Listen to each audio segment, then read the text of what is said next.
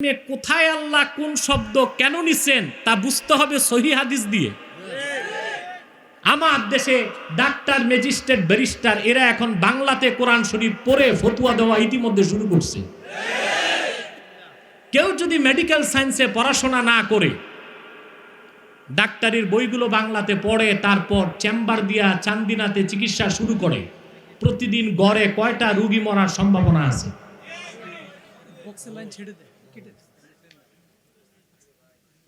কথা বুঝতেছেন?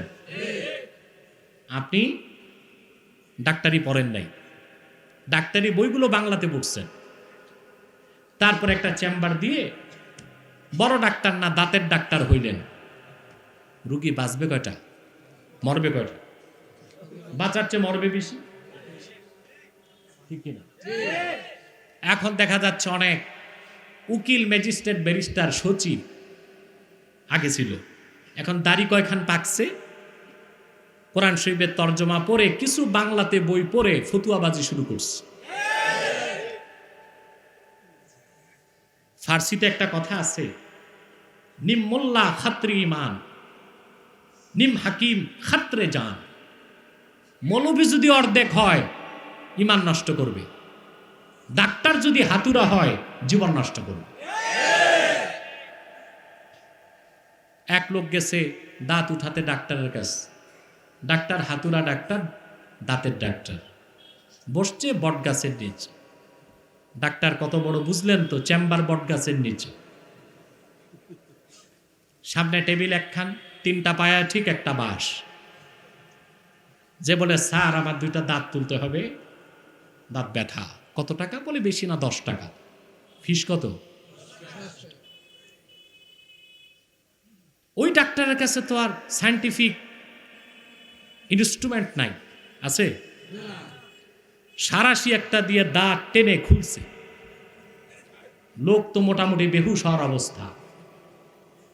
10 টাকা বের করছে, হবে না, 40 টাকা লাগবে। বলে কেন স্যার, একটা দাঁত তুলছেন 10 টাকা? তোমার চিৎকারে আমার 3 রুগী ভাগছে। মোট কত? রুগী চিন্তায় পড়ে গেছে। আমি আসলাম একটা ফোকলা দাঁত নিয়ে, এই দাঁত তুলতে এত কষ্ট কেন? হাঁ করে দেখে পচাটা জায়গা মতো আছে, ভালোটাই ভুলে ফেলছে। ডাক্তার যদি পড়াশোনা না করে ডাক্তারি করে, রুগী বাঁচবে না মরবে? জেনারেল শিক্ষিত যারা আজকে কোরআন হাদিস মাদ্রাসায় না পড়ে কোরআন শরীফের তর্জমা পড়ে ফতুয়াবাজি করছেন, জনগণের ঈমান নষ্ট করতেছেন, এই অধিকার আপনাকে আল্লাহ তাআলা দেন না। ফতুয়া কি দেয়? আলেমরা কোরআন হাদিস বুঝে না, ওনারা বুঝে, ঠিক কিনা? বলে ধর্মনিরপেক্ষতার কথা কোরআনে আছে, কি রকম? লাকুম দীনুকুম ওয়ালিয়া দিন, সহিহ আল বুখারী। এটা কি বুখারী শরীফের হাদিস না কোরআন শরীফের আয়াত? এতটুক জানে না, ফতুয়া দিচ্ছে, ঠিক কিনা? তাহলে দেখা যায় আল্লাহ এক ওয়ালি শব্দ কয়টা অর্থে নিছেন? আর আপনি বুঝবেন কি করে কোথায় কোন অর্থ আল্লাহ নিছেন?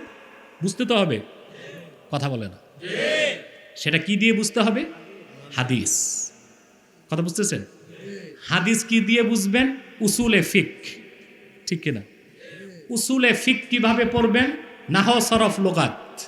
তার মানে মাদ্রাসায় না পড়ে, যোগ্য আলেম না হয়ে কোরআন হাদিস বুঝাও যাবে না, ফতুয়াও দেওয়া যাবে না, ঠিক কিনা বলে?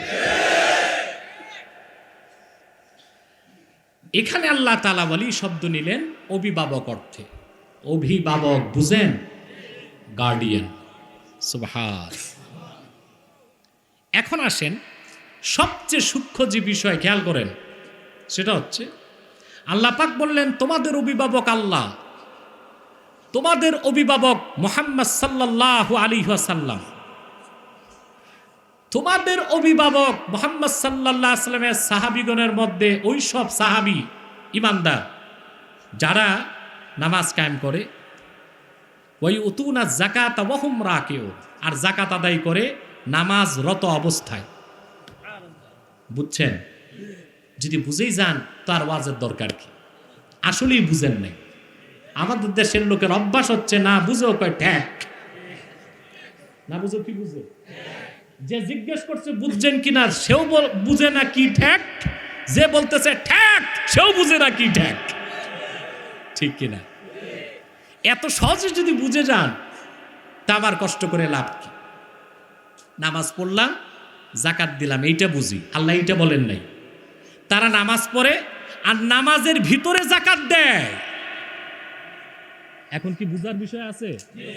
এটা কি করে সম্ভব? নামাজ পড়লাম, জাকাত দিলাম, এটা তো বুঝি, আল্লাহ এটা বলেন নাই, হাল হিসেবে উল্লেখ করেছেন। ওয়ায়ুতুনা যাকাতা ওয়া হুম রাকিউন, ওরা নামাজে থেকে জাকাত দিয়ে দেয়। সুবহানাল্লাহ বিহামদি। এখন বুঝার বিষয় আছে। এইটা বুঝতে হলে শানে নজুল শুনতে হবে। তাফসীরুল কবির, তাফসীর ইবনে আবি সাউদ, আল হাবিলিল ফাতাওয়া, সুনান আত-তিরমিজি, সুনান নাসাই, তাফসীর ও হাদিসের প্রায় 5টি কিতাবে আমি দেখেছি। হযরত আলী কাররামাল্লাহু ওয়াজহা তিনি একদিন মসজিদ নববীতে নামাজ পড়তেছিলেন। বুঝতেছেন? নামাজ পড়া অবস্থায় এক ভিক্ষুক ওনার কাছে গেল। যে ভিক্ষুক বলল, হুজুর আমারে কিছু দান করেন। ভিক্ষুকদের কিন্তু সময় নাই, ওরা বুঝে না। আমাদের দেশে ভিক্ষুকদের দেখেন, সুস্থ মানুষের কাছে যায়, অ্যাম্বুলেন্সে রুগী ওখানেও যে হাত বাড়ায়। ওদের কথা হচ্ছে তুমি সুখে আছো না দুঃখে আছো আমার দেখার দরকার না, আমার ভিক্ষা দরকার। বাংলাদেশের ভিক্ষুকদের দর বেড়ে গেছে, 5 টাকা 10 টাকা এখন ফিরায় দেয়। 50 টাকার কম হলে ঢাকায় ভিক্ষুক বলে, স্যার গাড়ি থেকে নেমে আমার পথ ধরেন। বুঝলেন নাই? গাড়ি থেকে নেমে আপনার হাতে 5 টাকা উঠে কেমন করে? অন্তত 50 টাকা দেন। ঠিক না? হযরত আলী নামাজ পড়ছেন আর ভিক্ষুক যে বলে আমারে কিছু দেন। হাদিস ও তাফসীরের কিতাব সাক্ষী, ফানাজা আলীগুন খাতেমাহু ফাআতাহু, নামাজ না ছেড়েই হযরত আলী তার আংটিটা খুলে ভিক্ষুককে দান করে দিলেন। সালাম ফিরান নাই নামাজে থেকে। আল্লাহ রাব্বুল আলামিন আল্লাহর এক বান্দাকে এতটুক সাহায্য করার কারণে হযরত আলীর উপর এত খুশি হয়ে গেলেন, সঙ্গে সঙ্গে আল্লাহ আয়াত নাজিল করে দিলেন, ইন্নামা ওয়ালিয়ুকুমুল্লাহু ওয়া রাসূলুহু ওয়াল্লাযীনা আমানুল্লাযীনা ইউকিমুনাস সালাতা ওয়া ইউতুনাজ যাকাতা ওয়া হুম রাকিউন। তোমাদের অভিভাবক আল্লাহ, তোমাদের অভিভাবক মুহাম্মদ সাল্লাল্লাহু আলাইহি ওয়াসাল্লাম, তোমাদের অভিভাবক ওইসব আলীর মতো সাহাবী যারা নামাজ পড়ে নামাজে থেকেই যাকাতও দিয়ে দেয়। সুবহানাল্লাহ, একটু বড় করে বলবেন না?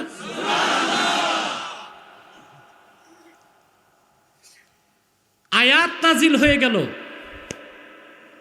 হযরত আলীর নামাজ তখনও শেষ হয় নাই, ভিক্ষুক তখনও মসজিদ নববী সাল্লাল্লাহু আলাইহি ওয়াসাল্লামের দরজাও পার হয় নাই, আয়াত নাজিল হয়ে গেছে। আল্লাহর হাবিব সাল্লাল্লাহু আলাইহি ওয়াসাল্লাম মসজিদ নববীতে তালাশ করতেছেন। আয়াত থেকে বোঝা যায় আমার একজন সাহাবী দান করেছে আর সে নামাজে আছে, আরেকজন দান গ্রহণ করেছে। আল্লাহর হাবিব দেখলেন মসজিদ নববীর দরজা দিয়ে এক ভিক্ষুক বেরোচ্ছেন। রাসূলুল্লাহ বললেন, হাল আ'তাকা আহাদুন শাইআ, আমার কোনো সাহাবী কি তোমাকে কোনো কিছু দান করেছে নাকি? কথা বুঝতেছেন? ঘুমালে তো বোঝা যায় না, কে কে ঘুমান হাত উঠান। পিছে কয়েকটা হাত উঠছে, ওরা মনে হয় ভালো মতো শুনতে পায় না, এই জন্য হাত উঠেছে। আমি অনুরোধ করছি, মাইকে খুব সমস্যা আমি জানি, আমার নিজেরও গরম লাগতেছে, আপনাদের তো লাগেই। আমি খুব সংক্ষেপে শেষ করছি, তবে আয়াতের সাবস্টেন্সটা বুঝার পর উঠার চেষ্টা করবেন। পারবেন না ইনশাআল্লাহ? আল্লাহ আকবার কবীরা। ভাইকে কখন আনবা? আমি বললে না, রেডি রাখো। টাইম কত এখন? অনেক রাত হয়ে গেছে, ঠিক না? প্রায় তো 1 ঘন্টা চলে গেছে। আপনারা বলেন জি না। আপনি কি, আমি বসলে কি ঘড়ি উল্টা চলে নাকি আপনাদের? 1 ঘন্টা তো চলেই গেছে, আর অল্প সময়। ইনশাল্লাহ আমরা যে বার্তাটা নিচ্ছি তা বুঝতে হবে। প্রিয় ভাই বন্ধুগণ, এখন ভিক্ষুককে রাসূল করিম সাল্লাল্লাহু আলাইহি ওয়াসাল্লাম জিজ্ঞেস করলেন, কে দান তোমারে কে দিছে? ফাআশারা ইলা আলিয়্যিন ফাকালা যাকার রাজুল ইয়া রাসূলুল্লাহ। তিনি ইশারা করে দেখালেন, ওই যে আপনার জামাতা আলী নামাজ পড়তেছে, এই আলী আমাকে নামাজে থেকেই আংটিটা দিয়ে দিচ্ছে। রাসূল করিম সাল্লাল্লাহু আলাইহি ওয়াসাল্লাম তখন কোরআনের এই আয়াত শোনায় দিলেন, বলেন সুবহানাল্লাহ। এখান থেকে 2টি জিনিস আমরা শিক্ষা নিচ্ছি।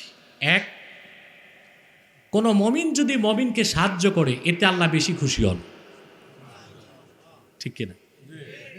কাউকে দান করলে, সাহায্য করলে, উপকার করলে আল্লাহ তাআলা অনেক খুশি হয়ে যান। সারা রাত দাঁড়ায় নফল পড়লে আল্লাহকে যত খুশি করতে পারবেন, দিনের বেলা যদি একজন ক্ষুধার্ত মুসলমানের মুখে খাদ্যের লোকমা তুলে দেন, আমার আল্লাহ তার চেয়ে খুশি হয়ে যাবে। এটা আমার কথা না, কোরআনের কথা। সুনান তিরমিজির হাদিস, এক ব্যক্তি রমজান মাসে রাসূলুল্লাহর সাহাবী রোজা রাখছেন 3 দিন, কিছু খান নাই, ইফতারও করতে পারেন নাই, সেহরিও করতে পারেন নাই। পানি খেয়ে ইফতার, পানি খেয়ে সেহরি। আর আমার দেশে কিছু বড় লোক এখন দেখা যায় রমজান মাসে আঙ্গুল ফুলে কলা গাছ। 30 বছর আগে রিকশায় চলতো, ভিক্ষা করে খাইতো, জুতা ছিল না পায়ে, এখন 10 তলার উপর 20 তলার উপর থাকে ঢাকায়, ধরাকে সরা জ্ঞান করে। ওনারা রোজা রাখতে পারে না, সমস্যা হয়, বলে রোজা এটা তো গরিবের জন্য। নাউজুবিল্লাহ বলে। রাসূল করিম সাল্লাল্লাহু আলাইহি ওয়াসাল্লাম সাহাবী 3 দিন রোজা রাখলেন, কিছুই খেলেন না, শুধু পানি। শুধু কি? চতুর্থ দিন তিনি আল্লাহর হাবিবের এক সাহাবীর কাছে যে বলেন, ভাই আর তো পারি না, খেতেও পাই না, রোজাও ছাড়তে পারি না, আজকে আসার পর তোমার বাড়িতে আমি দাওয়াত চাই। সুবহানাল্লাহ। সাহাবী বাড়িতে আসলেন, আপন স্ত্রীকে ডেকে বললেন, ঘরে কি আছে? বলে কেন? বলল, আল্লাহর হাবিবের এক সাহাবী রাতের বেলা মেহমান হবে, জলদি প্রস্তুত করো। স্ত্রী জবাব দিলেন, স্বামী ঘরে আমরা 3 জন, খানা আছে 1 জনের। সাহাবী বললেন, কোনো সমস্যা নাই, আমরা তো প্রত্যেক দিন পানাহার করে রোজা রাখি, আজকে খাওয়ার দরকার নাই। স্ত্রী ডেকে বলল, আমরা না খেয়ে রইলাম, বাচ্চাটারে কি বুঝ দিব? সাহাবী বুদ্ধি শিখায় দিলেন, নওয়িমিস সাবিয়া ক্বাবলা সালাতিল ইশা, এশার নামাজের আগেই তোমার বাচ্চাটারে ঘুম পাড়ায় দাও, সারা রাত ঘুমে কাটায় দিবে, তার খাওয়ার দরকার আর নাই। ফালাম্মা কাররাবতিত তাআমা ফাতফাইস সিরাজ, রাসূলুল্লাহর সাহাবীর সামনে যখন খানার খাজাঞ্চা রাখবা, কৌশলে বাতিটা নিভায় দিও, কারণ তিনি তো আমাদের ছাড়া খাবেন না, আমরা খেলে তার খানা কম হয়ে যাবে, তার পেট ভরবে না। আমরা অন্ধকারে স্বামী স্ত্রী দূরে বসে খালি পাত্রে হাত তুলবো আর নামাবো, আল্লাহর হাবিবের সাহাবী মনে করবেন আমরা স্বামী স্ত্রীও পানাহার করছি। ঘটনা তাই ঘটল। রাসূলুল্লাহর সাহাবীকে পরিতৃপ্তির সাথে মেহমানদারি করলেন স্বামী স্ত্রী, বাচ্চা ঘুমে সারা রাত অভুক্ত। ফজর আজান হয়ে গেল, স্বামী স্ত্রী পানি দিয়ে সাহরি করলেন। ফজর নামাজে রাসূল করিম সাল্লাল্লাহু আলাইহি সাল্লাম ইমামতি করছিলেন। নামাজ যখন শেষ, সুবহানাল্লাহ, সেই সাহাবীর দিকে আল্লাহর হাবিব তাকালেন, তারপর বললেন, ও সাহাবী, গত রাতে কি আমল করেছ?